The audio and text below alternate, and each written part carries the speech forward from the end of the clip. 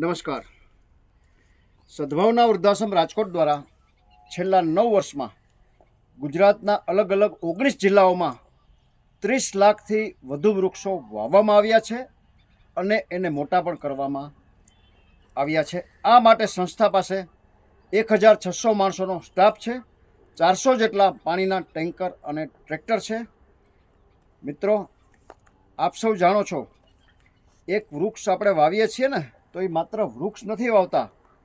આ પૃથ્વી ઉપર નાના નાના અસંખ્ય જીવો આ વૃક્ષમાંથી પોતાનો ખોરાક મેળવતા હોય છે.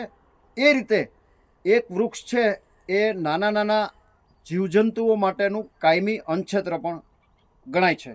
મિત્રો, આપ સૌ જાણો છો, લાખો લોકોની આસ્થાનું કેન્દ્ર એટલે આશાપુરા માતાનો મઢ કચ્છમાં આવેલો છે.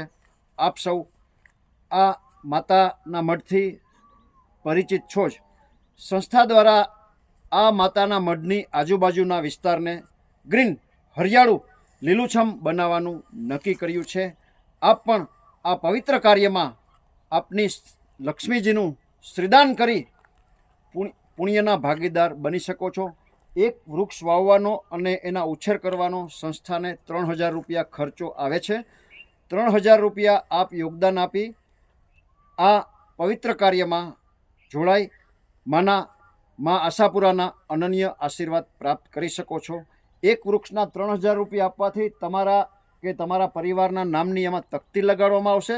દર 3 મહિને એ ઝાડવું કેવડું થયું એનું રિપોર્ટિંગ કરવામાં આવશે અને લાઈવ લોકેશન પણ મોકલવામાં આવશે. જે કોઈ મિત્રોને આ લાખો લોકોની આસ્થાનું કેન્દ્ર એવું કચ્છમાં આવેલું મા આશાપુરાનું મંદિર એટલે માતાના મઢને ગ્રીન, લીલુંછમ કરાવવામાં રસ હોય તો અમારો સંપર્ક કરી શકો છો. Mobile number 9825077306. સમગ્ર ભારતને હરિયાળું, લીલુંછમ બનાવવાના પ્રયાસનો આ શોર્ટ વિડીયો આપના ગ્રુપમાં વારંવાર શેર કરવા આપ સૌને પ્રાર્થના.